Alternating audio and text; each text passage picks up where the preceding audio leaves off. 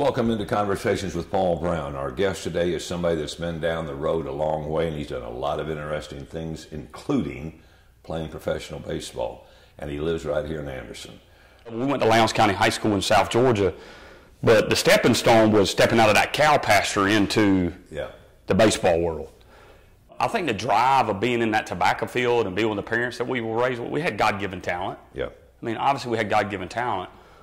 That was the key to it, but when you work in some tobacco for a while, you want to get out of that field as fast as you can. So I think that motivated me and JD to say, hey, we don't want to do this for a living. Let's we just started focusing on ball. That's what we're passionate about. My older brother JD, he ended up getting invited to go to a Florida State baseball camp. My parents were hard workers. The two of them always supported us. But this individual ended up calling my dad and saying, Mr. Drew, I want to take your son to Florida State's baseball camp. And Mr. Jack ended up paying for JD to go to this camp because it was so expensive. And when JD went down to Florida State for the first time, where he met Mike Martin and that staff, they were like, oh my goodness, this is a diamond in the rough. Immediately they were that weekend, they offered him a scholarship. And at the time it was only 10%. I remember my dad and him having that discussion, how are we going to make this work, ends meet? And Dad said, hey, if I got to pick up a second job, we're going to make it happen. This is what you want to do. JD excelled through his senior year, got drafted in the San Francisco 20th round. They offered him like $120 grand, more money than my parents had ever seen in 1994.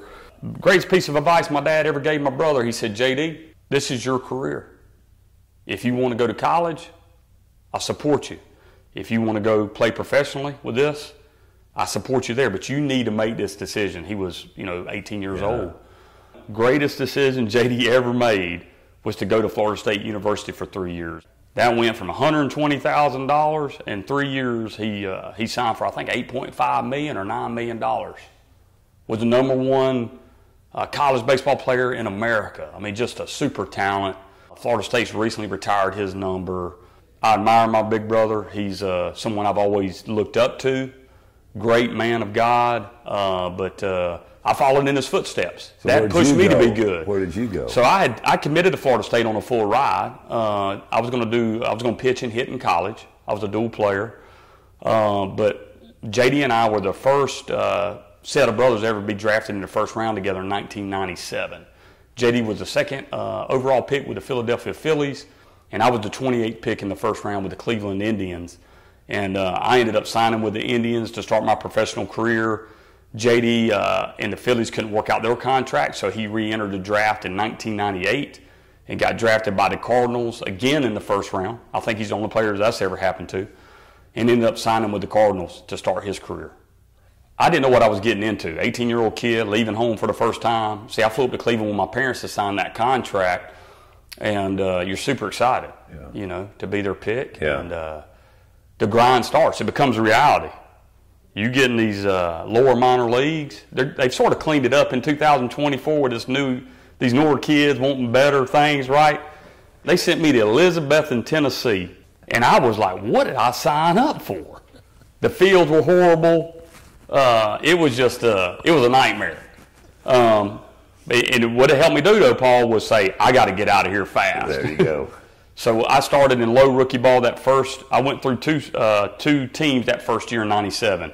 I started in Burlington, North Carolina, which used to be the Appalachian League, for low rookie ball. And then I went to the New York Penn League, which was high for a month or a couple weeks. And then that was in 1997. 98, I went from Columbus, Georgia, low A, to high in the same year. I went to Kinston, North Carolina. So I pitched in 2 leagues there in 98. In 99, I stayed the whole year in the Carolina League, became the pitcher of the year in that league. Yeah, that's high. And then in 2000, I went to big league camp for the first time. Got an invite to big league camp with the Indians. And then they sent me to Akron, Ohio to participate or to start with AA. Okay. And within 2 months of being in AA, I got called up to the big leagues. The minor leagues, like I tell you, are rough. You're traveling on buses 10, 12, 13 hours. You're miserable. I'm 6'2". A lot of these guys are 6'5", 6'6", so you're doubling up in seats. You're not sleeping. People think it's a glorious life. It's glorious in the big leagues. Yeah, that's right. But that minor league life, you can have. I don't miss that at all, Paul. But You know, getting that call, I think we just got off a 10-hour road trip. We played a game somewhere overnight, maybe in Connecticut, and we bussed back to Akron, Ohio. And we got in, I think I got off the bus at like 4 a.m. And Eric Wedge and Carl Willis, Carl was the pitch coach, Eric was my manager, pulled me aside off of that bus. I'm half asleep and said, "Congratulations. You're going to Comerica Park to start against the Detroit Tigers in a week." I can relive all that in my mind today and how I felt. It was just a phenomenal feeling. Within that space of time, you end up in the big leagues. Yes, what was sir. that first encounter with your teammates at Cleveland?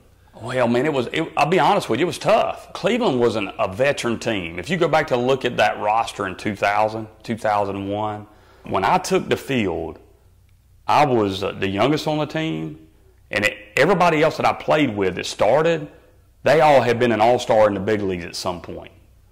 And so for a 21-year-old kid stepping into that arena, it was a little intimidating. Yeah. You know, you're trying to figure life out at a new level. But there's nothing that preps you for playing in the big leagues except being in the big leagues. One of my former teammates with the Braves in 04, John Smoltz, Hall of Famer, and I was talking to him about that very thing. I remember in 04, I asked him what made him successful. He said, "Tim, early in my career, I think he was like 1-8 or 1-10 as a rookie, and he was struggling. But Bobby Cox," he said, "John, just relax. You're here to stay." Mm-hmm. And John excelled and had a phenomenal career. Until this day, John Smoltz is one of the best pitchers I've ever seen in my life. A fine individual that loves the Lord, just a great teammate. But, you know, breaking in at 21, you think you're ready. But, man, it was a jump for me. I got sent down to AAA for a little bit. They called me back up, and I did win my second big league game against the Houston Astros. Jeff Bagwell, Craig Biggio, Moises Alou, really good team. Yeah. And that's when I got my first big league win at home in front of like 43,000 fans at Jacob Field. Nothing like it. Nothing like it. Nothing like it. Every athlete that plays at that level, Paul, they believe in their talent. You know, there's a fine line between confidence and arrogance. But to play at an elite level, you better believe in your system. I think where a lot of kids, you know, I was looking recently, I think there's been like 22,000 Major League Baseball players ever. That's it. It's not many. The first time you saw your picture on a baseball card, Yeah. what was that like? Probably that surreal moment. You're holding that card. I used to collect them, right? Get that bazooka bubble gum, Sure, remember that? absolutely. Cracker Jacks or whatnot. Absolutely. So it's still, you know, I got 4 kids now, Abigail, Madison, White, and Rhett. They see some of this, experiencing these alumni days with me and my brother now in Atlanta, to get to see the gravity of what the Lord's allowed us to do. So seeing it through their eyes now means a lot to me. They're just memory stones, you know. So how did you end up in Anderson? I met my wife at Lowndes County High School down in Valdosta, Georgia. My senior year of high school, we were high school sweethearts. And my father-in-law grew up in Anderson. His father was Dr. Claude Jameson, just a great man. But he had a veterinarian clinic over here off of Tribble Street many years ago. And so I told Tara when I was finishing my doctor of physical therapy, I live 2 places, Hayhire, Georgia, Anderson, South Carolina, take your pick. And my in-laws had moved out of Valdosta because they were there originally, and my father-in-law was working in North Carolina. I knew with us having children at the time, it takes an army to raise kids. I wanted to be in a town where there was a set of grandparents. So we settled here, and my in-laws moved here with us. That was in what year? We've been here since, I want to say, Paul, 2014, I believe. And when you came here and you looked around and you saw what this community had to offer, what was your first impression? Oh, I knew the community. I've been coming to Anderson since 1997. When we first met, we started dating, so we'd come up every fall to see her grandparents. And so I had a great relationship with them. I didn't know a lot of people in Anderson, but I liked the feel of the town. It reminds me of home outside of topography, and there's no gnats. But it's a beautiful place to raise a family. We love Anderson, South Carolina, and thankful the Lord placed us here. The fact that you wanted to go back to school after your career in baseball, what led you to go where you went, and what was there about this calling that you wanted to do? In 2008, when I was playing in Bridgeport, Connecticut, after having arm surgery in 2006, I had a labral repair. So my wife was in med school at the time in Kentucky. I had this labral repair on my shoulder. Didn't know if I'd be able to return, so I was rehabbing. That's when I got introduced to the physical therapy world. And so even getting stretched in those early days out of surgery, I was thinking, all right, I didn't make enough to retire on. I want a big family. I want to be a provider because Granddaddy and my parents, you know, they taught me work ethic. I could do anything if you just put your mind to it because I got that work ethic. But in 2008, when I was pitching in Bridgeport, I was in Yorktown, Pennsylvania, actually. Tommy John, the Tommy John was my manager. Really? We're good friends. He coached me in AAA. He asked me to come play with his team, so I did. He knew I was coming out of this injury. And what better coach to be with since he went through the true Tommy John, right? But in 2008, pitching in Yorktown, Pennsylvania, it was my last start ever. And I gave up like 7 runs, Paul, in a league I should be dominating. Yeah. I went from throwing 90-95 to throwing 80-85 with pain.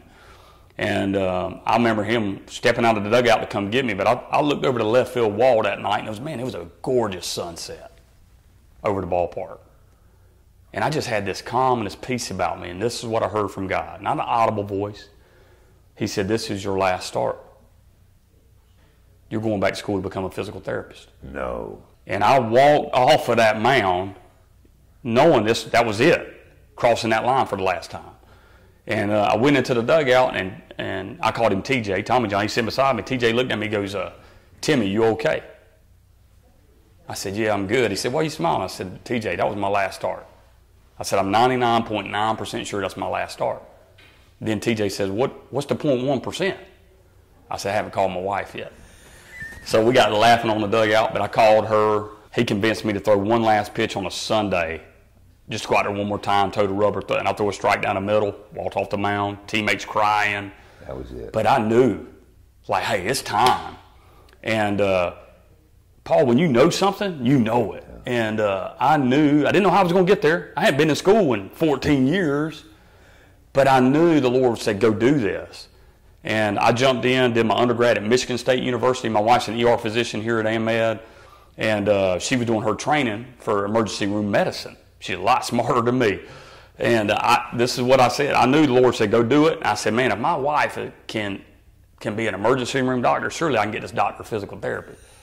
And God honored it. So I did my doctor of physical therapy degree. I got it from Nova Southeastern University. I love what I do. It allows me to connect with a lot of people on a daily basis. When it came time to name your business, tell me that story. That's a great question. I get asked this all the time. Obviously, it's named Driven Physical Therapy. I was working at another practice here in Anderson. Thought I would buy into that practice, and it never come to fruition. Ultimately, that was God's plan. But me and my wife started feeling this pull that we were supposed to go out on our own. And one of my good friends, Byron Guffey, I'm actually sitting in his lobby today. He's just across from my clinic. He contacted me about Medicus, this complex going for sale. And so he said, come meet with me and my dad. He already knew I was getting ready to leave. And so in the process of talking with him months earlier, he said, you need to get an LLC, you need to get your name figured out. Me and my wife, I told her to start praying about it. We started praying. And several years earlier at my church, I started this thing called Driven Prayer Time. On Saturday, second Saturday every month at Concord, we lead a prayer time, 7 a.m. to 8 a.m.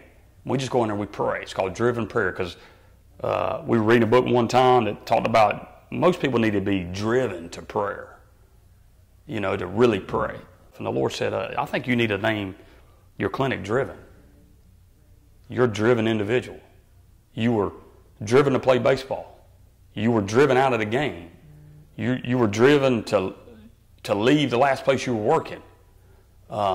This is who you are. To be a patient, you got to be driven, have motivation to get better.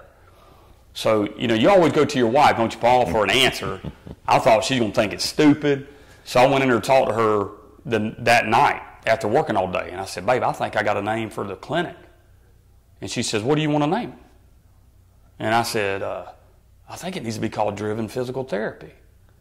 And she goes, she froze, and I'm like, oh, she's about to shoot it down. She goes, I meant to tell you something last night. She said, but with the hustle and bustle of the kids, I just never got around to it. I said, well, what do you want to name it? She goes, I was going to tell you last night it needs to be Driven Physical Therapy. And we knew the Lord said, this is it. Yeah. Do the will of the Lord. Rest in God's peace. It all belongs to Him, right? Victory comes from Him alone. Everything is His, and nothing will stop the will of God. Pretty amazing. It is amazing. The Lord gave me that in my quiet time, and it's on our walls over here because I want to live that way. Our verse, I pitched with it, Paul, under my hat. Colossians 3:23. It says, whatever you do, work at it with all your heart, is working for the Lord, not for men. I love that verse. As I was seeking to put a verse on my logo, I was like, well, what's verse 24 say? And it said, knowing that your inheritance comes from the Lord. It is the Lord your God whom you're serving. And it fits what we're doing for God's glory.